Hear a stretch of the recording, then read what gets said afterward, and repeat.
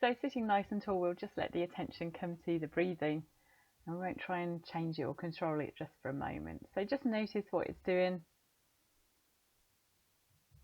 and then see if you can bring the breath to be just passing in and out through the nostrils. And we'll see if we can allow the breath to lengthen a little bit. See if you can get the inhales and the exhales to be the same length. Maybe a slow count of 3 for each inhale and each exhale. If you want to add a light ujjayi breath, you could do that by narrowing the passageway there at the throat a little bit. So we're just going to move into our breathing exercise. So we'll just count the next 4 inhales and exhales. Perhaps saying the number to yourself as you exhale.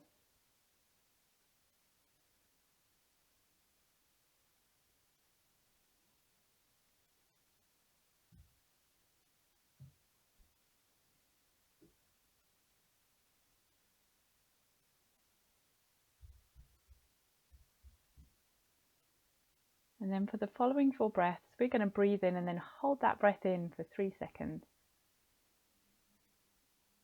So 4 of those.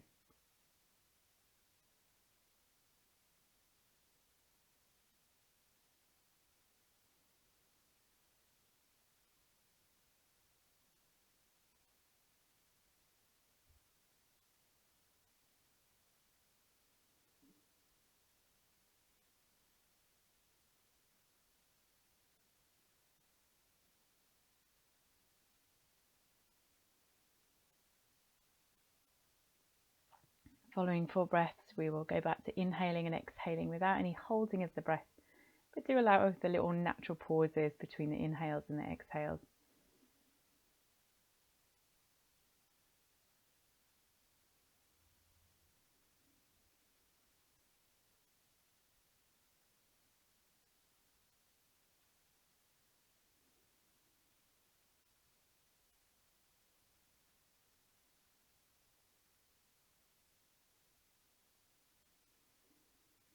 For the following 4 breaths, we'll hold after the exhale. So we breathe in slowly, we breathe out slowly, and then we hold for 3 seconds. So 4 of those.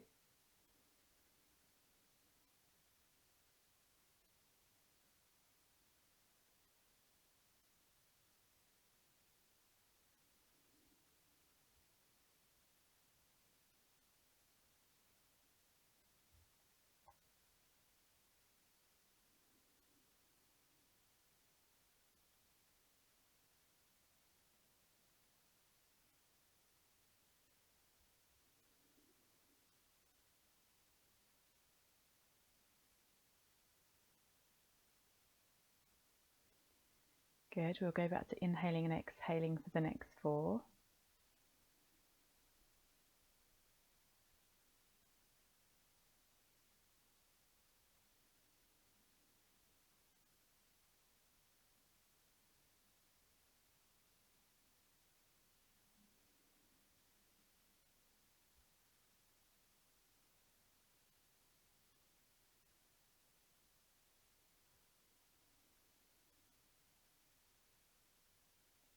And then we'll take 4 breaths where we hold after the inhales and the exhales. So 3 seconds of holding after the inhale and after the exhale, and 4 of those.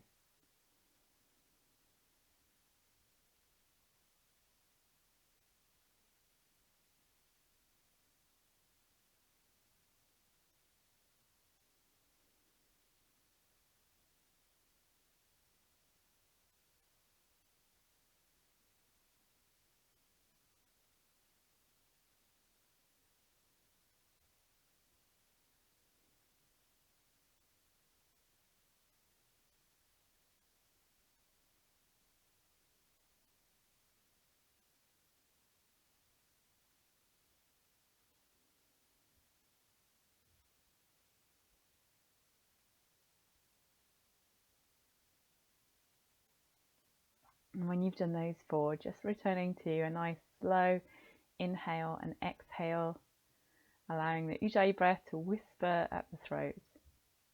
And remembering that we want to keep this level of focus on the breath as we move through the rest of our practice. So let's come to standing to get ready for the sun salutation. So with the inhale, let's raise the hands, stretching up high, and exhale, bow forwards, find the hamstring stretch. Inhale, lift and lengthen through the spine, and exhale to chaturanga dandasana. Inhale, upward facing dog with nice low shoulders, and exhale, downward facing dog. So just step the feet to where they want to be. If the heels are flat on the floor, you might walk them back for a slightly longer stance. If they're a long way from the floor, you could walk them in a little bit. We want that nice placement of the hands with the fingers spread wide, nice long neck, long spine, and tummy pulled in, Uddiyana Bandha. We spend 5 breaths in downward facing dog. So with your next inhale, just step or jump the feet to the hands, lengthening the spine, and exhale, fold. Inhale, come up, stretch the hands high and look up, and exhale to standing. Good. Next one. Inhale, raise the hands, reach. Exhale, forward fold, stretching through the hamstrings. Inhale, lengthen through the spine, and exhale, step or jump to chaturanga dandasana. Inhale, scoop forward for upward facing dog, and exhale, downward facing dog. Again, adjusting the length of the stance accordingly. If you feel like the back is rounded and the hamstrings are a little bit tight, try bending the knees, and that should just free up a little bit of space so that the back can lengthen, which should just feel a whole lot better. We want to slide the shoulders back away from the ears, so make the opposite of a shrug. And also check that your elbows aren't bending in the wrong way. After 5 breaths, inhale, feet to hands, lengthen the spine, and exhale, fold. Inhale, come up, stretch high, and exhale to standing. Good. Next one then. Inhale, raise the hands, reach up high, maybe even a back bend. Exhale, fold forwards. Inhale, lift and lengthen through the spine, and exhale, step or jump to chaturanga dandasana. Inhale, we come forwards for upward facing dog, and exhale to downward facing dog. And here we have the option of raising the right leg into the air and spreading the toes. So doing this just tips a little bit more weight into the arms and the shoulders, and you might feel that depending how long you've been doing this practice or what other arms and upper body strength work you do. Keep the tummy pulled in, slow, steady breathing. And remember, we're trying to stay as focused on the breath as we were in that breathing exercise at the start. With the next inhale, feet to hands, lengthen the spine, and exhale, fold. Inhale, draw yourself up, maybe a back bend, and exhale to standing. Good. Inhale, raise the hands. Exhale, fold forward. Inhale, lengthen out that spine, and exhale, place the hands, shift the weight onto them so you can hop back. Inhale, scoop forwards with low shoulders for the upward facing dog, and exhale for the downward facing. Then we can extend the left leg and lift it high, spreading the toes. Pull the tummy in to support the spine. Push the hands into the floor. Slow, steady breathing. Really keeping that focus as much as you can.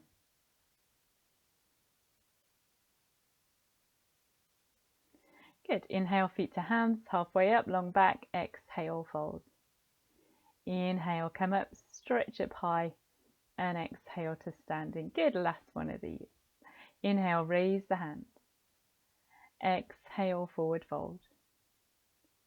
Inhale, lift and lengthen. And exhale, chaturanga dandasana. Inhale, upward facing dog, and exhale, downward facing dog. So count 5 breaths here. And really try and stay very present. So you're just noticing the physical sensations of the body and of the breath.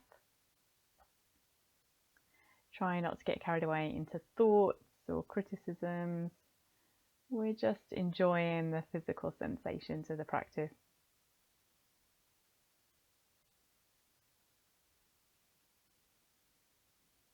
And then inhale, feet to hands. When you're done with those 5 breaths, exhale, fold.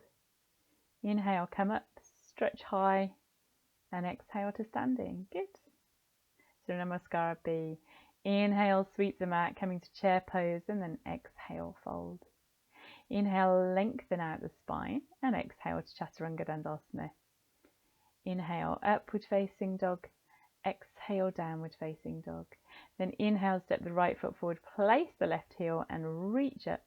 Exhale, hands down, foot back, chaturanga dandasana. Inhale, upward facing dog, and exhale, downward facing dog. Inhale, left foot forward, right foot flat, warrior. And exhale, back to chaturanga dandasana. Keep those elbows in close to the sides of the body.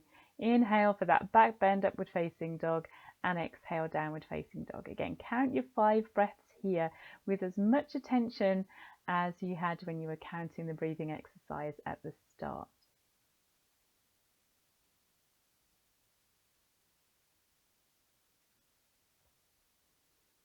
Milo's looking pretty regal here. He was enjoying the sun.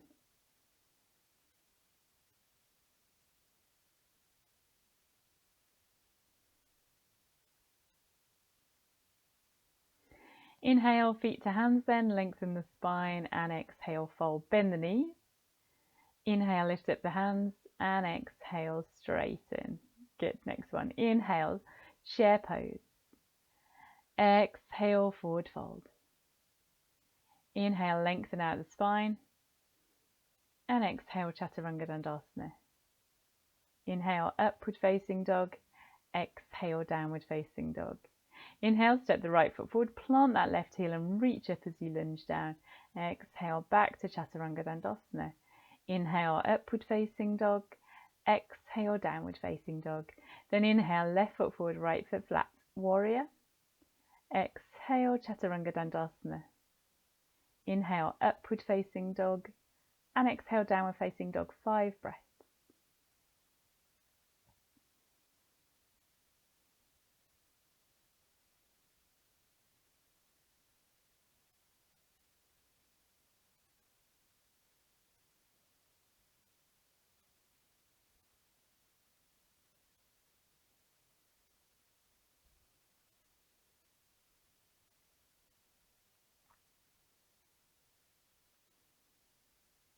With the next inhale, step or hop the feet to the hands, lengthen the spine, and exhale, fold deeply. Then bend your knees. Inhale, lift the hands into chair pose, and exhale, straighten to mountain pose. Third one, inhale, chair pose. Exhale, forward fold. Inhale, lengthen out through the spine, and exhale to chaturanga dandasana. Inhale, upward facing dog. Exhale, downward facing dog. Inhale, right foot forward, left foot flat, warrior. And exhale, chaturanga dandasana, lowering the body in a straight line. Inhale, upward facing dog. And exhale, downward facing dog. Inhale, left foot forward, right foot flat, warrior. And exhale, chaturanga dandasana. Inhale, upward facing dog. And exhale, downward facing dog. And then we can raise that right leg, bend the knee, drop the foot over, and allow that right hip to sort of turn up towards the sky. Left hip tucks underneath. So a little bit of a twist through the spine here. Slow, steady breathing.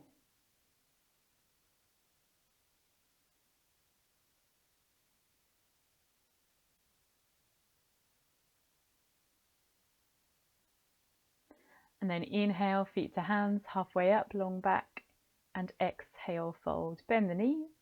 Inhale, lift the hands, and exhale, straighten up. Great, fourth one then. Inhale, chair pose. Exhale, forward fold. Inhale, long, long spine, and exhale, chaturanga dandasana. Inhale, upward facing dog. Exhale, downward facing dog. Inhale, right foot forward, left foot flat, warrior. Exhale, chaturanga dandasana. As you inhale, upward facing dog, and as you exhale, downward facing dog. Then we'll step that left foot forward to come into our warrior A, and exhale to chaturanga dandasana. Inhale, upward facing dog, and exhale to downward facing dog. And then we can inhale and raise that left leg, bend the knee, drop the foot over, lengthen. So try and draw the pelvis and the rib cage apart so the waist is nice and long. You might get a stretch through the abdominal muscles if you do that.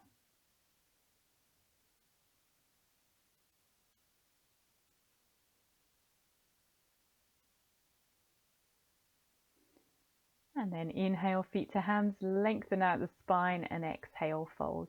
Bend the knee. Inhale, lift up the hands, and exhale, straighten. Brilliant. Just one more then. Inhale, chair pose, and exhale into your forward fold. Inhale, lengthen through the spine, and exhale, stepping or jumping to your chaturanga dandasana. Inhale, upward facing dog, and exhale, downward facing dog. Inhale, right foot forward, left foot flat, warrior, and exhale to chaturanga dandasana. Inhale, upward facing dog, and exhale, downward facing dog. Big step with the left foot forward, right foot flat, warrior, and exhale to chaturanga dandasana. Inhale, upward facing dog. Keep the shoulders low away from the ears, and exhale to your downward facing dog. 5 breaths. Stretch out the spine to its full length, and make sure the neck is included in that. So don't be flinging the head back or tucking the chin excessively down into the chest. Just think about that straight line all the way from the back of the head right along the neck and the spine to the tailbone. Inhale, feet to hands, halfway up, long back, and exhale, fold. Bend the knees, inhale, lift the hands, and exhale, straighten it. Well done. So let's come to a standing forward bend. We can stretch up high and then just find that hamstring stretch wherever you have to go to get it. If you're quite flexible, you might hold onto the toes and maybe even pull a little bit to feel the stretch you want to feel. And slow, steady breathing here.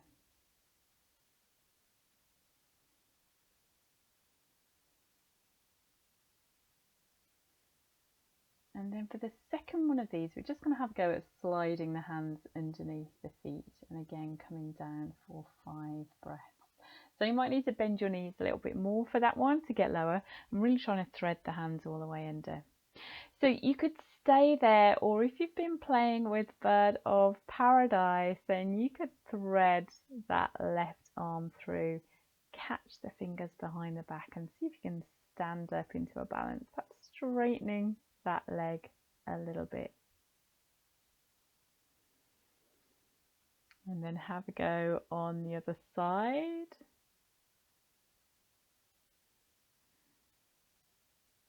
Sending that right arm through under the right leg and just seeing if you can carefully make your way up to a standing position, and then perhaps extending that leg if you want to. This is just an option. Staying in standing forward bend is also a great option. So wherever you are, just take a little wiggle and then we can carefully roll ourselves up to standing. And then we're going to make our way into a tree pose or perhaps a half lotus with the weight on the right leg. So we're just drawing that foot up. So if you're going for tree pose, you could bring the hands to the center of the chest or you could reach them up. But if you're going for half lotus, you're just going to bring that heel across to the hip bone of that standing leg, lengthen the body, and see if you can bring those hands down either to the floor or to a block or anything else that you might grab, just to bring a little bit of height under the hands. So wherever you are, slow, steady breathing.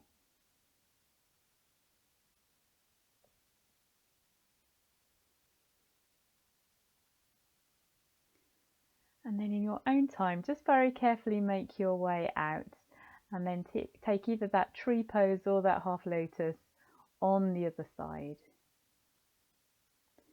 So take plenty of time to find your balance, to explore your way in. If you're taking the half lotus, really try and lengthen that body, draw the rib cage out away from the hip bones, see if you can swallow the foot into the tummy if you're folding forwards. Or you could just stay standing here like I am. This right hip not quite as open as my left, so there's another option. Extending the hand high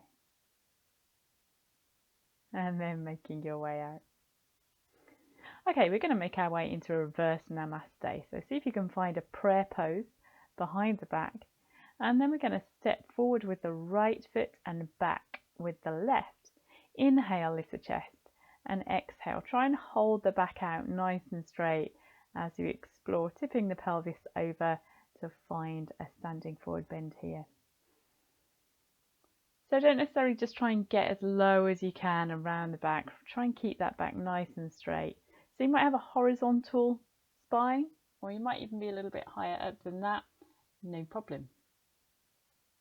So bringing the hands down to the floor, we're just going to lean the weight onto the right leg and let the left leg float up into the air, a kind of standing split. If you want to, you could bring one hand or even two hands onto the ankle of the standing leg. That makes the balance a lot harder. And then from here we can begin to open into a half moon standing balance. And if you want to take a variation, then bend that top leg, take a hold of the big toe, and then you can just gently kick that foot into the hand, which really opens at the hip and the shoulder. It feels really delicious. I love that one. From here we can move into the revolving version. So just bringing the left hand down and opening the body to the right as you reach the right hand high. Keep that lifted leg, don't let it fall down.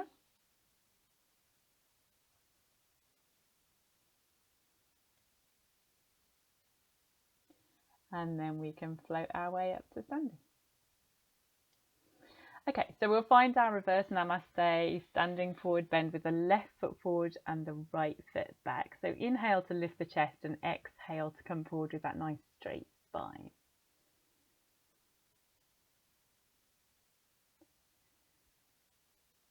Slow, steady breathing, pull that tummy in, lengthen everything.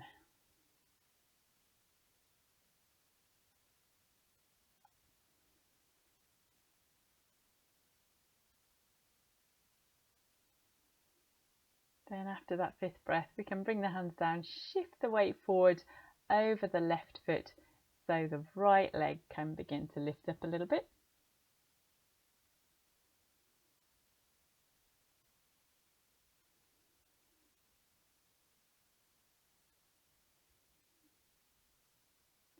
And then with the left hand on the floor, we can start to turn the body to the side, reaching the right hand high. Variation, bending that right leg, catching hold of the big toe.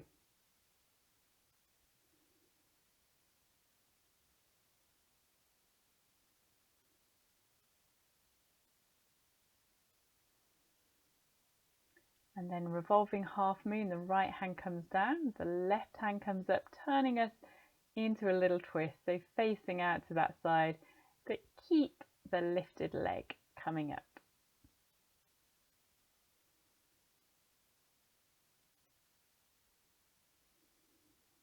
Good stuff. So let's make our way down. We can come to a downward facing dog.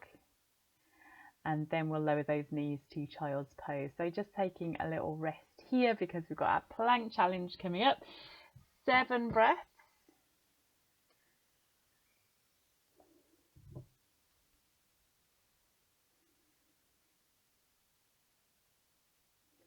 So I'll just leave you to count this in your own time. We're going to spend 7 breaths with the left hand or left elbow down, then 7 breaths in middle plank, two-handed plank, body in a long straight line, and then 7 breaths with the right hand down.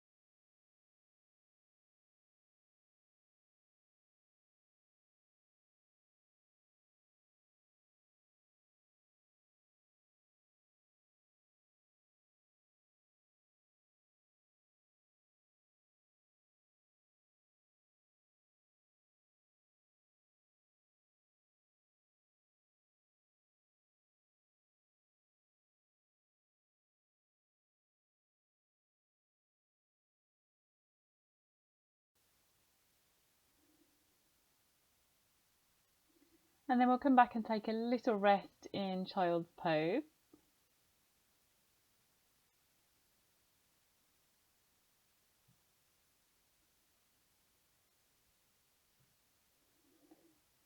And then we can just come through to a cobbler's pose with the soles of the feet together and the knees falling out wide. Or if you want to, you can come into a half lotus by lifting one foot up onto the hip bone of the other leg. Or you might make a gentler version of cobbler's pose by sliding both feet out away from you with the soles of the feet touching. So a few options, just make sure you find the one that's right for you. Sitting up nice and tall, slow, steady breathing. So I'm just drawing my shoulders back here, squeezing the shoulder blades in towards one another. So if you did take the asymmetric pose, the half lotus, just swap at this point, bringing the other foot up. If you're in cobbler's pose, either of those variations, just stay where you are, keep breathing.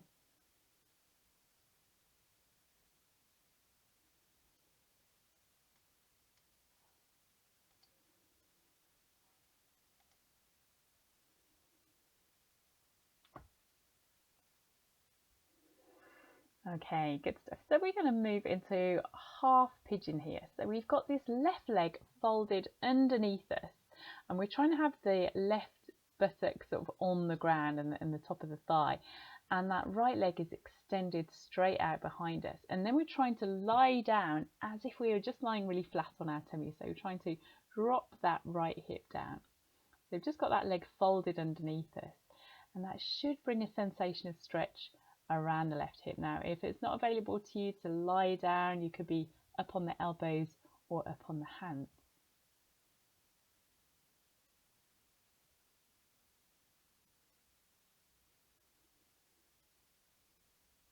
So carefully making your way up. If you want to bring a little bit more work into this posture, you could have a go at drawing that back foot in a little bit towards the bottom. So you might find a bit more of a stretch over the hip flexor and into the front of the thigh there of that right leg. So let's just make our way into this pose on the other side, which we can do via a downward facing dog, and then step the right foot forward. So we want the right knee by the right hand and the foot kind of back by the left hip, extending the left leg back. Now, if you're very open in the hips, you might be able to wiggle that foot a little further forward so the shin is kind of lined up with the front edge of your mat. And again, we're trying to lie flat, or you might be up on the elbows or straight arms. Just see what's working for you. This is quite an intense posture. You can see here that I am sitting on the floor with the right seat there. So if you feel like you're rolling away, you just need to try and drop to the ground there. If you want to move into this variation, you can just draw that back foot in a little bit, turning into a twist.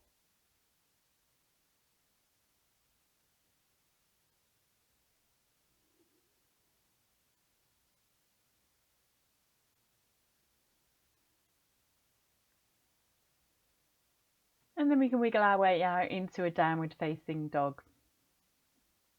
Okay, so we'll have a little play with some arm balances here. I'm just going to show you a range of crow pose options. So this is the one that we've worked on the most, with the knees tucked up into the armpits or maybe squeezed around the elbows and leaning the weight forward. But we also have the opportunity to try the side crow version. Do feel free to stretch the wrists at any time. So that's with the knees touching together in a little squat. We walk the hands around to the side. One elbow pokes into the fold of the knee and the other into the top of the thigh, and then we lean out. Now, if you want to take the extended leg version, that top leg wants to extend in the same line as the body, and the bottom leg points out at a right angle. It's quite hard to work out which way the legs go, but actually it only works one way. If you do it the wrong way, the leg falls off the arm and you end up on the floor. So have a go both sides. If you are trying this side crow, you need to lean in, holding the body into tuck shape, and then you can extend the legs once you're in if you want to, and try and draw the body out nice and long and straight. Another option is baby crow, which is quite a funny one. We put the forearms on the floor and then try and tuck those knees up into the armpits again and lean forward. This is less scary because your nose is literally only about a centimetre away from the floor. It does just look like your face is on the floor, but it isn't. It's just really close. And then the one that I'm still working on is one-legged crow. There's lots of ways to get into this if you look on YouTube, but the way I prefer is to raise the leg up and then curl it into the body. And with the knee very bent, place it onto the back of the elbow and then lean forward, find the balance and see if you can float the other leg. I can still only do it on one side, so you don't get a demo on both sides, I'm afraid, for this one. Okay, so whatever you do, just take a little rest in child's pose before we come to our bound squatting twist. So we had a look at this last time. It's a posture from Ashtanga's secondary series. And it doesn't look hard, but it kind of is.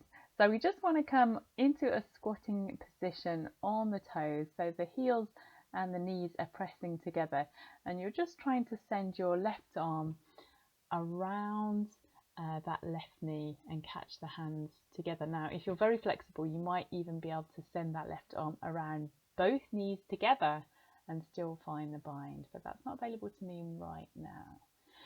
So other side, I'm sending my right arm around that knee, coming to the back of the waist and then catching the fingers and just turning out into that twist. So my feet are staying together.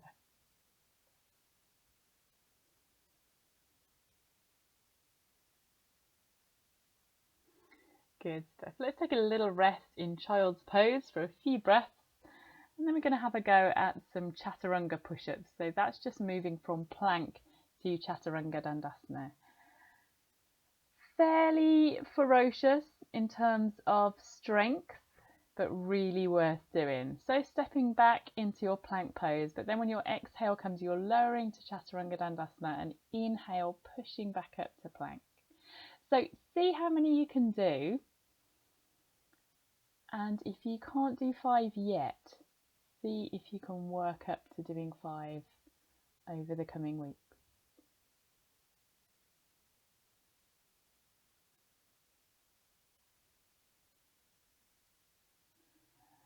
Good work. So we'll just make our way out. And then we'll come to back bends. So pressing the feet into the floor, try not to let the toes turn out. We're just lifting the hips. And just see how much you want to do here. You might have the hands on the floor or you might bring them under the rib cage. So we're going to do 3 of these back bends for 5 breaths each. So if you want to, you could do 3 different ones. You could start gentle and move up. If you have a full wheel, you could perhaps do that on the 3rd one. I'm not demonstrating wheel in this video. I'm taking 3 similar intensity back bends here. Keeping the feet nice and firm into the floor so the legs are working nice and hard.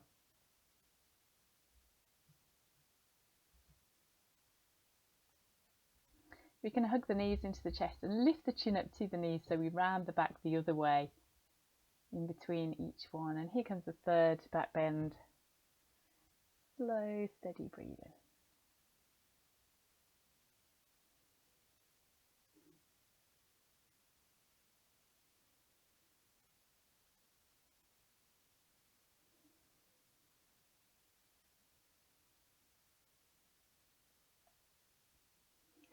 Give those knees a hug in again.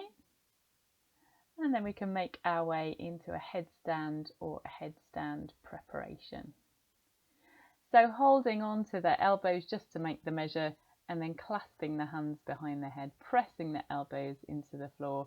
We're just walking the feet in. And there's no need to lift the feet away from the floor until you've built up enough strength in the arms and the shoulders to feel like you can float those legs up. But I'm going to show you another version of headstand. So some people practice yoga for quite a long time and just can't get this one. And it might be something to do with lengths of limbs and backs and things. So there is a second, well, there's quite a few different headstands actually, but another way of getting into a headstand is instead of having this clasp behind the head and taking the weight on the forearms, we can put the hands flat on the floor and we make a kind of triangle shape between those two hands and the tops of the head.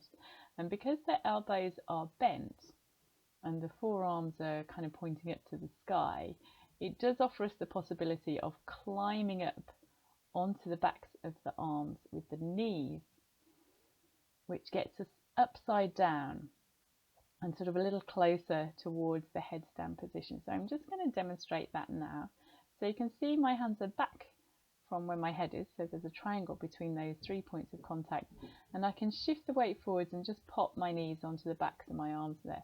Now the hard bit then is to lift the knees up off the backs of the arms, and this posture always feels way less stable to me. I'm not really wanting to go all the way up in that posture, but I know that some people find that a much preferable option, so give it a try.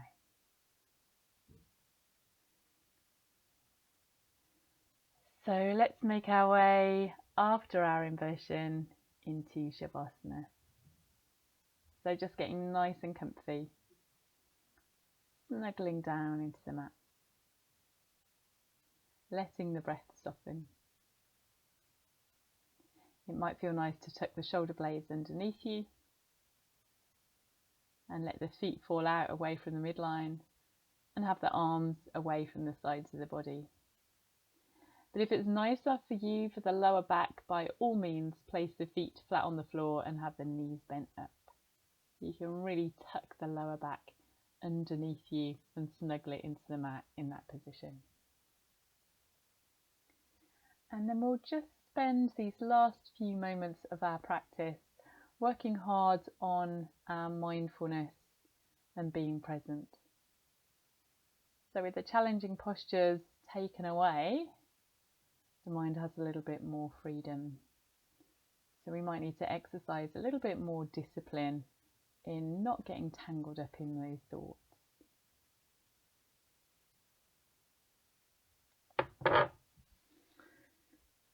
So you might return to your breathing exercise that we did at the beginning, counting the breaths in groups of 4 and then pausing after the inhales, then inhaling and exhaling, then pausing after the exhales, then inhaling and exhaling, and then pausing after both.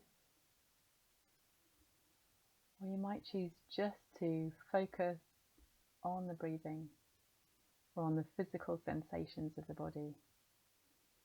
Other anchors might be sound,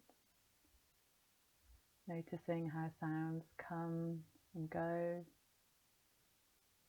how they might be composed of a number of different sounds, how they might be nearby or far away.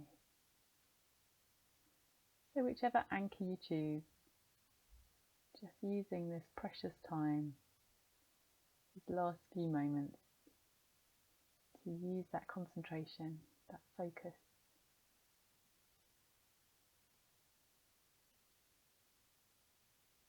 and enjoying the stillness.